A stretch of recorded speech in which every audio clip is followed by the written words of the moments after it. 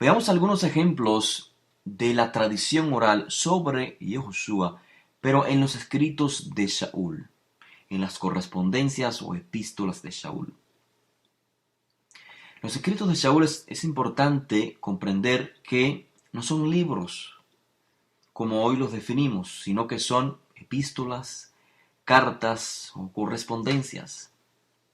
Veamos que en ellos se repite la misma temática, o sea, transmisión de enseñanza oral sobre Yehoshua de Nazaret. Cuando leemos los escritos de Shaul, además de transmitir su propia enseñanza, su interpretación sobre el Tanaj, sobre las profecías en el Tanaj, además Shaul incluye transmisión de un cuerpo de información que él llama la tradición que recibieron de nosotros. No únicamente de mí, sino de nosotros. Esto es, los Shluchim, los emisarios representantes de Rabbi Joshua. En el documento así llamado Segunda Carta a los Tesalonicenses, capítulo 3, el verso 6, se registran estas palabras: la tradición que recibieron de nosotros. Esto es, enseñanza oral o escrita. Y esto está claro en el mismo documento, Segunda de Tesalonicenses, capítulo 2, el verso 15, donde Shaul dice: retengan las tradiciones que les fueron enseñadas, ya sea de forma oral o por carta nuestra. En 1 Corintios 11:2 dice el texto: se acuerdan de mí y guardan las tradiciones con firmeza, tal como yo se las entregué. En el mismo documento, 1 Corintios capítulo 4, verso 16 en adelante, dice el texto: sean imitadores míos. Por esta razón les he enviado a Timoteo, que es mi hijo amado y fiel al Eterno. Él les recordará mis caminos, esto es mi conducta, los caminos del Mesías, tal como yo enseño en todas partes, en cada comunidad. Vemos que Timoteo viene a representar un transmisor de la enseñanza o de la tradición que está transmitiendo Shaul. Shaul transmite la tradición de Rabbi Joshua no porque la haya recibido directamente de Rabbi Joshua, sino porque la recibió de los discípulos anteriores a él, y de igual manera él la transmite a Timoteo y Timoteo así la transmite a otros. En el mismo documento, 1 Corintios, capítulo 15, el verso 1 en adelante, se habla de la buena nueva y dice Shaul que les anuncié la buena noticia oralmente, que les anuncié, la cual también ustedes recibieron y en la cual también están firmes, por la cual también dice son asistidos si retienen la palabra que les anuncié. La palabra implica enseñanza oral, porque yo les entregué en primer lugar lo mismo que recibí. Sigue diciendo el texto y hace especificaciones, Shaul, cuál es esta tradición, cuál es esta palabra. Y es la muerte de Rabbi Joshua, la resurrección, la aparición de Rabbi Joshua a Shimon Kefa, luego al grupo de los 12, a Jacob, el hermano de Rabbi Joshua, y a los Shluchim, que en aquel entonces eran más de 70. También habla Shaul de la institución del ceremonial llamado Zichron Mashiach, el recordatorio del Mashiach que se hacía en Pesach. Y acude también en Primera de Corintios, el capítulo 7, el verso 10, también Shaul acude a una tradición de Rabbi Joshua respecto al divorcio. Así que con estos pocos ejemplos, que para hacerlo de manera sencilla he usado los términos o los títulos en que estos documentos se conocen popularmente en nuestros días, con estos pocos ejemplos, pocas citas, que son evidencia interna, queda claro que el método de enseñanza en la antigüedad era mayormente oral, por supuesto, sin negar a la vez el uso de la escritura, pero mayormente oral. Y en este sentido, la información entonces hallada en los así llamados evangelios y en las epístolas tienen el mismo valor histórico. Tradición, o sea, ambas literaturas exponen la tradición de Rabbi Joshua, lo que los autores percibieron o recordaron de la tradición de Rabbi Joshua. Aunque la composición de la mayoría de los escritos de Saúl son anteriores, cronológicamente hablando, a los documentos popularmente llamados cuatro evangelios, ojo, anteriores a la composición, no a la fuente de la cual se elaboraron los escritos, porque así como Saúl es un exponente de la tradición de Rabbi Joshua, o la tradición sobre Rabbi Joshua, mejor dicho, de igual manera, la información registrada en estos cuatro evangelios también son exposiciones de la tradición sobre Rabbi Joshua. Aún así, a la hora de indagar sobre esta tradición de Rabbi Joshua, usualmente los interesados prefieren los cuatro escritos o cuatro evangelios antes que las epístolas. ¿Debido a qué? A que en los cuatro escritos se recopilan muchos detalles sobre Rabbi Joshua que no encontramos en las epístolas. Por ejemplo, detalles sobre su vida, hechos y enseñanzas. Pero no olvidemos que las epístolas escribieron primero que los cuatro escritos o los cuatro evangelios. Pero de igual manera no olvidemos que ambas composiciones son importantes porque ambas registran la tradición sobre Rabbi Joshua. Tomemos en cuenta que, o sea, para valorar esto que les estoy diciendo, para ponerlo de manera más clara, valoremos o tomemos en cuenta lo que el autor de Lucas y Hechos, que es el mismo autor, escribe. El autor de Lucas y Hechos es Shila o Silas o Silvanus, compañero de viajes de Saúl, y esta información la vamos a explicar en otra ocasión, aunque en las notas les he colocado ya de manera escrita y sencilla cómo poder comprender que Shila es en efecto el autor de Lucas y Hechos. Por lo tanto, Shila, siendo compañero de viajes de Saúl, tenía acceso a la misma información oral y escrita que tenía Saúl. Pues para cuando se escribe estos documentos Lucas y Hechos, según se expone en el texto, ya muchos habían tratado de recopilar o compilar una historia, según Lucas 1:1. Sin embargo, el lector común de los escritos de Saúl a veces se pregunta por qué Saúl no se refiere a las enseñanzas y los hechos de Saúl con más detalles, como lo hizo, por ejemplo, Shila en el libro de Lucas y Hechos, si ambos son contemporáneos, ambos son compañeros de viaje. ¿Por qué Shila recopila información, digamos, más abundante sobre la vida de Josué, sus hechos y enseñanza en sus escritos Lucas y Hechos. Sin embargo, en las epístolas de Saúl no encontramos tantos detalles.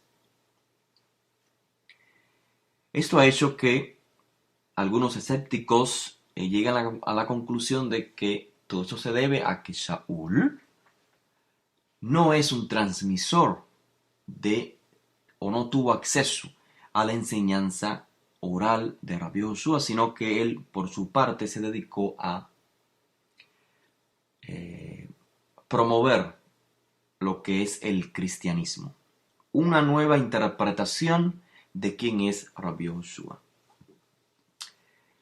La realidad es totalmente diferente. Veamos varios factores que explicarán el por qué Saúl, o mejor dicho, por qué en los escritos de Saúl, en las epístolas de Saúl, no encontramos tantos detalles en comparación a los así llamados evangelios, como es el caso de Lucas y Hechos, una vez más, siendo el autor de ambos Shila, un compañero de viajes de Saúl.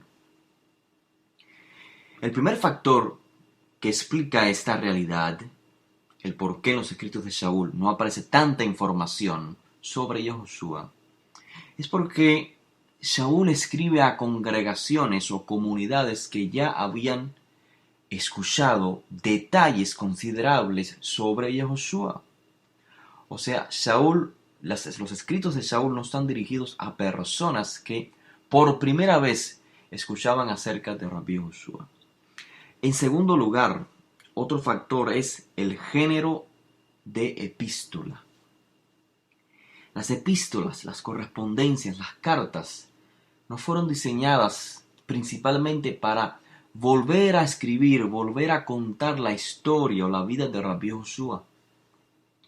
En tercer lugar, otro factor es que los escritos de Saúl se ocupan principalmente de cuestiones, digamos, específicas que reflejan las situaciones circunstanciales de cada una de las congregaciones. Y esto es muy fácil de percibirlo cuando nos damos la tarea de leer estos escritos. Me refiero a las epístolas que llevan como autor Saúl y sus compañeros. Veamos, por ejemplo, las cartas o las correspondencias atribuidas a Juan, escritas por el mismo autor del llamado Evangelio de Juan. Sin embargo, en las cartas apenas el autor se refiere a los dichos o eventos específicos de la vida de Josué, a pesar de que el autor mismo había escrito sobre ellos en detalles en lo que se conoce como Evangelio de Juan. Por lo tanto, tomando en cuenta la comparación de los escritos de Juan, entre comillas, porque Juan no es el autor, y de esto hablaremos en otra ocasión. Entonces, tomando como referencia los escritos de Juan y comparándolos con los de Saúl, es muy claro, muy obvio, es muy razonable comprender la razón por la que en las epístolas, en las correspondencias, no se hace tanto énfasis o no se detalla tanto sobre la tradición de Rabbi Josué. Finalmente, la realidad no es que Saúl desconociera la tradición sobre Rabbi Josué, al contrario, en sus cartas tiene mucho que decir respecto a Rabbi Josué en comparación con, digamos, las cartas atribuidas a Juan. Pero ¿qué pasa? Que es fácil subestimar la cantidad de citas y particularmente alusiones a la tradición sobre Rabbi Josué en las epístolas de Saúl. Por ejemplo, solamente con las epístolas de Saúl sabríamos que Josué es descendiente de David, así está escrito en la carta a las comunidades en Roma, capítulo 1, verso 3. Gracias a 1 de Corintios 9:5 y Gálatas 1:19, sabríamos que Josué tenía hermanos y que uno de ellos se llamaba Jacob. Sabríamos gracias a 1 Corintios capítulo 1, verso 23, que Josué comió en la noche en que fue traicionado y que esa noche fue Pesaj, porque fue con la copa de la bendición en la cual declaró, estableció un ceremonial, Zichron Mashiach, el ceremonial en recordatorio de su muerte. Gracias a los escritos de Shaul, sin los así llamados evangelios, sabríamos que Rabbi Josué fue crucificado y que murió precisamente en dicha crucifixión. Esto está muy claro en Filipenses, en Primera de Crónicas, en el libro de Romanos, o mejor dicho, en la epístola a las comunidades en Roma, Primera de Tesalonicenses. Sabríamos además que Josué fue enterrado gracias a 1 Corintios 15 y que fue resucitado al tercer día. Gracias a, de igual manera, 1 Corintios, Romanos 4, 1 Tesalonicenses, capítulo 4, verso 14, todo esto lo encontrarán en sus notas. Y también sabríamos que, según 1 Corintios, capítulo 15, sabríamos que Josué fue visto por Simón Kefá, por otros discípulos, de los cuales la mayoría aún vivían en los días de Shaul. Pero más significativamente, podemos notar en los escritos de Shaul que él conoce enseñanzas muy específicas de Josué, en una amplia gama de temas muy particulares. Por ejemplo, en 1 Corintios capítulo 11, el verso 23, Shaul cita las palabras de Josué sobre el pan y la copa en la última cena, y lo hace con considerables detalles, como dije previamente, y con un lenguaje de hecho muy parecido a lo que registró su compañero de viajes, Sheila, en su documento popularmente llamado Lucas, capítulo 22. Anteriormente, en la misma carta, en la misma correspondencia, en Primera de Corintios, capítulo 9, Shaul apela al principio de Josué sobre aquellos que enseñan o que transmiten la enseñanza de Rabbi Josué, cómo estos pueden vivir también de dicha enseñanza. Y esto tiene un claro paralelo con lo que registró su compañero de viajes en el capítulo 10 del libro de Lucas, aunque también se encuentra en el libro de Mateo capítulo 10. En los escritos de Shaul, 1 Corintios capítulo 7, se hace evidente que él sabía que Josué se opuso a la entrega de la carta de divorcio de forma libertina. Y también Shaul tenía noción, había recibido la tradición de Rabbi Josué respecto a que es necesario pagar los impuestos, tal como está registrado en la correspondencia a las comunidades en Roma, capítulo 13, verso 7, encontrando, por ejemplo, un paralelo en el libro de Marcos, capítulo 12, verso 17. O sea, Shaul transmitió la enseñanza de Josué sobre diferentes aspectos que encontramos en los así llamados evangelios. Por ejemplo, el no pagar mal por mal, sino amar a los enemigos y pedir por aquellos que nos desprecian. Esto lo encontramos en Romanos 12:14, con un paralelo en Lucas 6:27, también en Mateo 5:38, Shaul también enseñó a no juzgar, sino a tolerarse los unos a los otros en cuestiones moralmente neutrales, como aparece en Romanos 14:13, con un paralelo en Lucas 6:37 y Mateo 7:1. Shaul sabía que Josué había enseñado que no hay nada impuro en sí mismo. Y esto lo enseña Shaul en Romanos 14:14 y el paralelo lo encontramos, por ejemplo, en el libro de Marcos capítulo 7. Como podemos ver claramente, Shaul es un transmisor de la tradición sobre Rabí Josué, así como los autores de Lucas, Marcos, Mateo, también son transmisores de la tradición de Josué.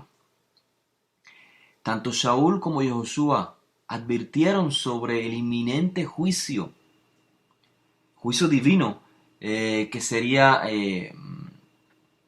llevado a cabo sobre la nación de Israel. Seguramente cuando Shaul lo transmite en Primera de Tesalonicenses capítulo 2, el verso 15, está acudiendo a una tradición que le encontramos, por ejemplo, una tradición sobre Rabí Josué que le encontramos, por ejemplo, en Mateo 23:32. Shaul también en Primera de Tesalonicenses capítulo 4, verso 15, citó la tradición de Josué sobre el fin de la era, del popularmente llamado discurso en el Monte de los Olivos. Así que estas son simplemente las referencias más claras en las cartas o correspondencias o epístolas de Shaul sobre las enseñanzas de Rabí Josué. Referencias que muestran a Shaul teniendo conocimiento de la tradición que encontramos en los así llamados evangelios. Tradición que Shaul transmite oralmente y no solamente de manera escrita. Inclusive se pudiera compilar una lista mucho más larga de alusiones, quizás alusiones probables. Por lo tanto, no hay bases sólidas para argumentar que Shaul sabía poco o nada acerca de Josué o que simplemente distorsionó su imagen hasta convertirse en el fundador del cristianismo. De manera que podemos hasta aquí conjeturar la existencia de un relato oral, de un cuerpo oral de información sobre la tradición de Yehoshua, lo que se decía de Yehoshua, conocida tanto por Shaul como por los autores de lo que el mundo popularmente conoce como evangelios. Y lo más importante es que esta información, tal como fue verificado, confirmado en el libro de Lucas, proviene de testigos oculares, los cuales transmitieron a próximos discípulos de manera oral, pero también de manera escrita.